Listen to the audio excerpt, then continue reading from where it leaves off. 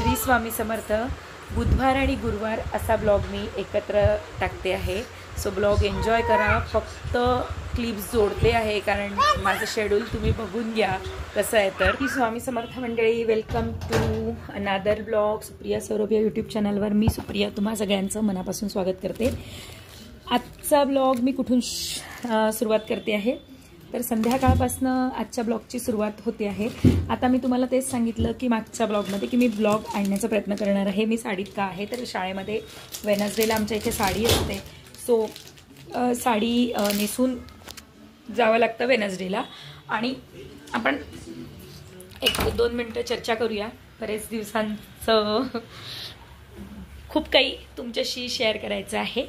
इथे अबीरसाठी झोळी बांधलेली आहे। फ्लॅटमध्ये झोळी बांधताना खूप अडचण फेस करावं लागते। मोठी विंडो माझ्या मागे आहे। इंदोरच्या घरी अडचण अशी होती की तिथे वारा येत नव्हता आणि इथे असं आहे की बेडरूमला 3 विंडो आहे। स्पेशियस आहे, सगळं छान आहे। पण नागपुरात आल्यापासून आमच्या तब्येती नरम गरम सुरू आहे आणि एक ना असं म्हणतो ना की एक पॉझिटिव्ह एनर्जी इथे आल्यापासून नाही वाटत आहे। पण तरी पण स्वतःला कसं चार्ज करायचं, स्वतःला किती महत्त्व देऊन म्हणजे वेळेचं महत्त्व जाणून, स्वतःच्या तब्येतीचं महत्त्व म्हणजे स्वतःला महत्त्व म्हणजे इगो या इंटेन्शननी नाही म्हणत आहे, स्वतःला किती महत्त्व द्यायचं म्हणजे तब्येतीला किती महत्त्व द्यायचं हे सगळं बघून आता पुढचे कामं चालत होते इतके दिवस। त्यामुळे ब्लॉग्स असे येत नव्हते। शाळेतून मी आली 5 वाजता, त्यानंतर अर्धा तास मिळतो मुलांसोबत घालवायला। त्यानंतर 5:30 ते 6:30 पावणे 7 पर्यंत क्लास असतो। आता कपडे बदलून स्वयंपाकाची तयारी करणार। भाजीपाला आणायचा राहिला आहे कारण काल या शनिवार रविवार आणि सोमवार आईकडे विसर्जन होतं आणि ते 2-3 दिवस तिकडेच गेले। म्हणजे बाबांची तब्येत खराब झाली, माझी तब्येत बरी नव्हती। तब्येत सगळीकडे चिकनगुनिया, म्हणजे नागपुरात तरी चिकनगुनिया, डेंग्यू आणि पावसाळा म्हटलं की आजार असतातच। तर तुम्हाला सगळ्यांना जर अशा कुठल्या अडचणी असतील तर तुम्ही त्याच्यातून लवकर रिकवर व्हा हीच स्वामींचरणी प्रार्थना करूया। आणि ना एक छोट्याशा गोष्टी तुमच्यासोबत मी शेअर करणार आहे। आम्ही नागपुरात आल्यानंतर काय परचेस केलं तर आम्ही फ्रीज घेतला होता। मला तुमच्यासोबत फ्रीज पण माझा शेअर करायचा होता, सो राहून गेला। तर मी आत्ता तुम्हाला दाखवते आम्ही कुठला फ्रीज घेतला आहे। डबल डोअर फ्रीज घेतला। आमच्याकडे तिथे छोटासा फ्रीज होता आणि इथे हे ना कन्व्हर्टेबल आहे। ॲक्च्युली याचं जे फ्रीझर आहे वायफाय कनेक्ट होतो, 3 सेकंड होल्ड केलं की ते कन्व्हर्ट होतं। 1 इयर वॉरंटीमध्ये घेतला होता। LGचा स्मार्ट कनेक्ट आहे। त्यानंतर याचं बघू शकता तुम्ही, इथे मी किती लिटर्स आहे, 380 लिटर्स आहे। फ्रीज अरेंज करायचं आहे प्रॉपर, पण हे फ्रीझर आहे त्याचं मला दाखवायचं तुम्हाला फ्रीजचा पण टूर, पण ठीक आहे असंच सध्याच मी तुम्हाला शेअर करते आहे की खूप अरेंज केला नाही आहे, ऑर्गनाईज केला नाही। ऑर्गनाईज करून नक्की तुमच्यासोबत शेअर करेल। आत्ता झाला होता चहा, सो चहा घेतला। अबीर गेल्या त्याच्या आजीसोबत खाली। अभिज्ञाची पण तब्येत बरी नाही आहे आणि ती पण रेस्ट करते आहे। सो कपडे वगैरे बदलून भेटते तुमच्यासोबत परत।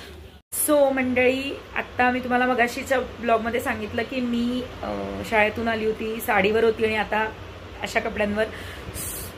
सो इथे माझं शूट चाललं होतं।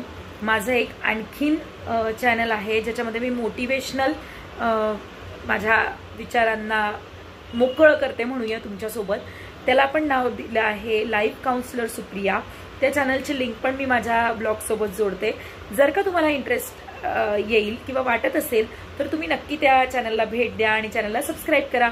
मी एवढं तर नक्की सांगते की ते चॅनल जगण्यासाठी मोटिवेशन देणारं चॅनल असेल, जिथे लोकांना आयुष्यामध्ये येणाऱ्या अडचणींचं सोल्युशन मिळेल, तुमच्या आयुष्यातल्या अडचणींवर उपाय मिळतील आणि दररोज जगण्याचं बळ मिळेल। आपण बरेचदा हतबल होतो आणि जेव्हा आपण हतबल होतो तेव्हा काय करावं सुचत नाही, त्यामुळे चुकीचे निर्णय घेतले जातात। तर याच चुकांपासून स्वतःचं रक्षण करण्यासाठी ते चॅनल नक्की बघा। सो आता वाजलेले आहेत 8:45। शेड्यूल सांगते तुम्हाला कसं आहे। आता इथून पुढे खाण्यापिण्याची तयारी बघू मंडळी। पुन्हा एका नवीन ड्रेसमध्ये आत्ता बाहेरून थोडीफार भाजी आणली कारण भाजी नव्हती। टोमॅटो आता हे पाण्याने सगळं वॉश करूया आपण. आणि त्यानंतर शाळेचं मला आत्ता काही काम नाही आहे, पण कधी स्लाइड्स बनवायच्या असतात, PPT प्रेझेंटेशन असतं, मुलांना PPTद्वारे टीचिंग करायचं असतं. सो मी माझ्या याच्यामध्ये ऑनलाईन संस्कृत आणि मराठीचे क्लासेस घेते. जर कोणाला गरज असेल, मी करिक्युलम घेते प्रॉपर, जो सिलेबस असतो 12th पर्यंत. ग्रॅज्युएशनचे पण घेत होती, पण आत्ता थांबवले कारण खूप जास्त हेडॅक होतो आहे. सो ज्यांना कोणाला असेल इच्छा त्यांनी कमेंट बॉक्समध्ये येस म्हणून टाका, मग पुढच्या इन्फॉर्मेशन मी त्यांना शेअर करेन. सो आता आपण भाज्यांना पहिले वॉश करून. आता असं झालं आहे की मी टोपल्या काढत बसत नाही, मी वॉश करून इथे गवाराच्या शेंगा आणि ते आता आपण वॉश करून घेतलेल्या आहे. टोमॅटो आणि वांगे ऑलरेडी वॉश करून ठेवले आहे.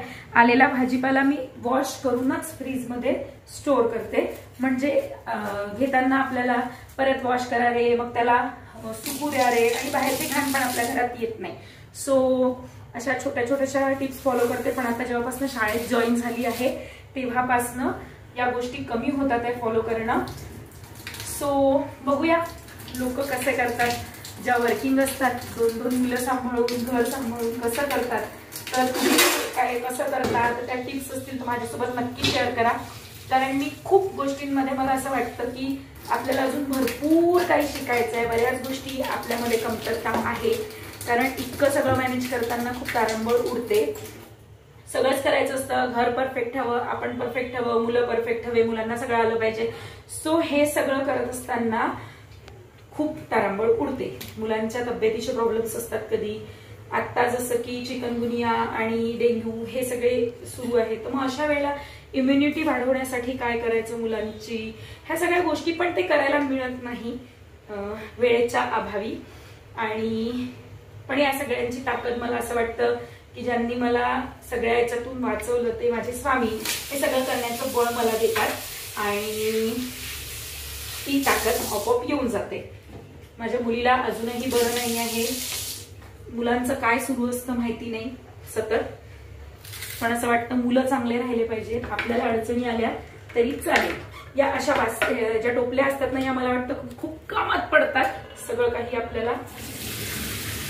आता थोडंसं सुकू दिलं की भाज्या बरेचदा तोडून आमच्याकडे बाबा आई हे सगळे मला मदत असते सगळ्याच बाबतीत. त्यामुळे मी हा विचार करते की चला ते एक खूप चांगलं आहे. पुष्कळ लोकांना तर मदत पण मिळत नाही आणि मग ते कसं मॅनेज करत असतील हा विचार करून पुढचं बघतो. आता तुम्ही मला सांगा की तुम्ही सगळ्या गोष्टी कसं मॅनेज करता आणि नक्की कमेंटमध्ये या गोष्टी मला लिहून कळवा की तुम्ही कसं. हे अशा प्रकारचे बॉक्सेस मी ऑनलाईन मागवले होते, खूप स्वस्त होते, मला वाटतं 400 मध्ये मला 8 बॉक्स मिळाले आहेत फ्लिपकार्टवरनं. आणि जेव्हा मी मागवले तेव्हा सगळं शेअर करायचं होतं. फ्रीज घेतला होता नवीन, त्यासाठी हे मागवलं, पण ते राहिलं शेअर करायचं. आणि ह्या बॉक्सेसमध्ये अशी तुम्हाला एक अशी प्लेट दिलेली असते, ज्याला म्हणूया आपण, यातून भाज्यांमधलं जे काही पाणी किंवा मॉइश्चर असेल ते सगळं तुम्ही एक टिश्यू पेपर टाका आणि त्या भाज्या सगळ्या ते ओढून घेतात. त्यामुळे प्लास्टिक आहे पण फ्रीजमध्ये हे कंटेनर कामाचे आहे. त्यानंतर हे एक असा बॉक्स आहे, याच्यामध्ये तो तुम्ही तुमचं किराण्याचं सामान सुद्धा स्टोअर करू शकता. म्हणजे तुम्ही स्प्राउट्स जर करत असाल तर ते स्टोअर करू शकता. आणि मी प्लॅनिंग करत असताना बेसिक गोष्टी ज्या असतात त्या मी एखाद्या व्हिडिओमध्ये तुमच्यासोबत शेअर करेल की कुठल्या गोष्टींचं काय फॉलो केलं पाहिजे.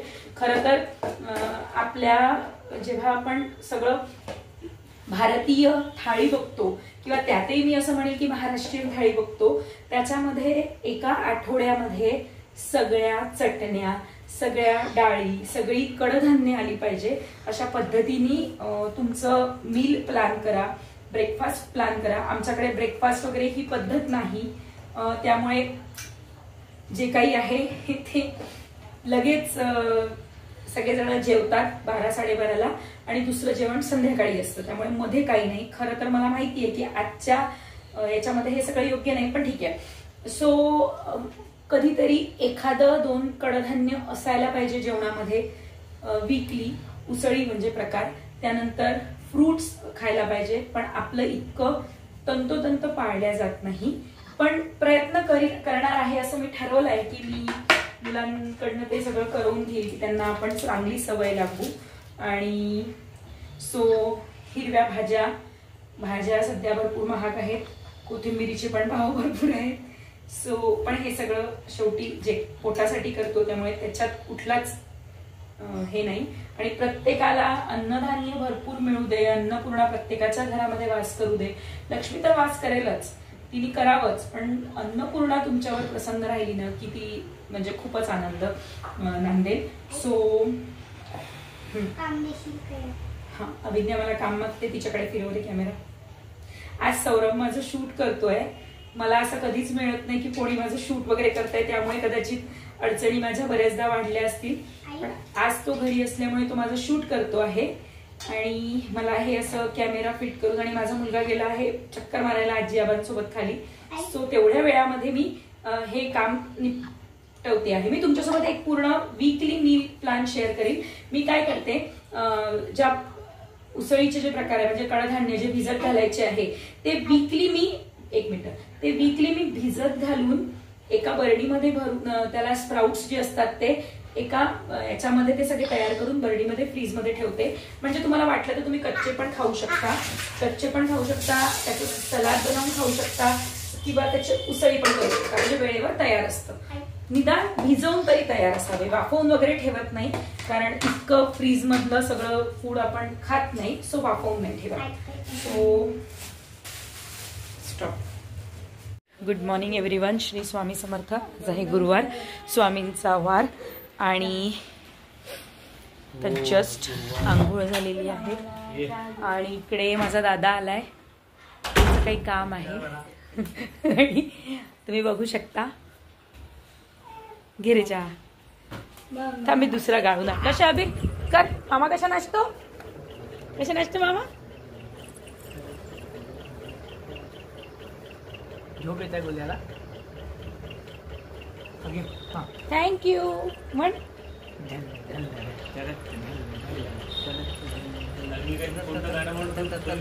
काल गाणं म्हणत होतं रात्री, अंगणात आली होती काल. का पागल आहे का रे, कंटिन्यू वाचत. इकडे वांग्याचं भरीत आहे. सो वांगे भाजायला ठेवलेले आहेत. एक झालाय भाजून, कुकर झालेला आहे. इथे भरताची तयारी. मी लसूण भरतामध्ये ठेचून घालते. कांदा टोमॅटो चिरून ठेवलाय. मिरच्या चिरते कारण अबीर इथे होता, सो त्याला हात लागेल म्हणून मिरची नाही चिरली. आणि आता आपण भरताची, हे हिरवे वांगे आहेत. असे हिरवे वांगे आम्हाला इंदोरला मिळत नव्हते, इथे मिळतात. बघू शकता इथे अबीर असा उतार बसलाय. इकडे माझे कामं सुरू आहे. आणि यांनी सगळे कांदे टोमॅटो फेकफाक केले. सो मी आता परत वॉश केलं ते सगळं, फेकायचं नाही. इथे मी घालते आहे मोहरी, त्यानंतर ठेचलेलं लसूण,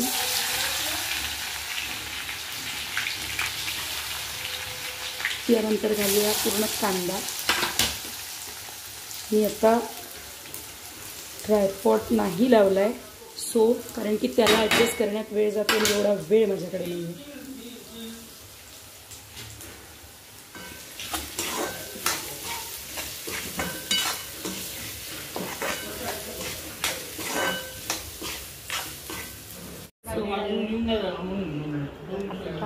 खाली आहे शाळेसाठी हेल्मेट घेतलं. गाईज आत्ता वाजले आहे रात्रीचे 8. शाळेतून आली, ट्युशन झाली, स्वयंपाक झाला. मावशीच्या मुलीला तिचं हाताचं ऑपरेशन झालं. ती जस्ट मेट्रो स्टेशनवर पडली आणि तिचं खूप मेजर ऑपरेशन झालं हाताचं. सो आम्ही तिच्यासाठी टिफिन घेऊन चाललो आहे दवाखान्यात. आता 8 वाजले, येतपर्यंत कसेही 10 वाजून जातात. असा वेळ निघून जातो, भोरकन होऊन जातो. So we are going. आज सौरभ आहे त्याच्यामुळे तो एक थकवा नाही आहे की कमीत कमी गाडी तरी चालवेल. सो आम्ही आलो आहे सिद्धीला भेटायला. आणि आमची सिद्धी बघा, मेट्रो स्टेशनवर जर का तुम्ही जात असाल तर सांभाळून, अशा प्रकारचे अपघात तिथे होतात.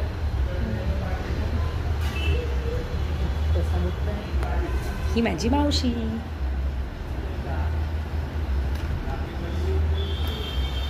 सिद्धी गाणं म्हणून दाखवणार आहे आपल्याला नंतर, एखादं छान लवकर बरी होणार आहे मस्त. आणि ती छान गाते, छान बोलते. तिचं पुढे तुम्हाला मी दाखवेल. या हाताचे अपडेट देत राहील तुम्हाला. यानंतर आम्ही दवाखान्यातून बाहेर निघालो आणि माझी मैत्रीण भेटली आणि आम्ही सोबत डोसा एन्जॉय केला. सो खूप छान वाटलं. कॉलेजची माझी मैत्रीण आहे, 11वी 12वीपासून आम्ही सोबत होतो आणि असा दिवस आजचा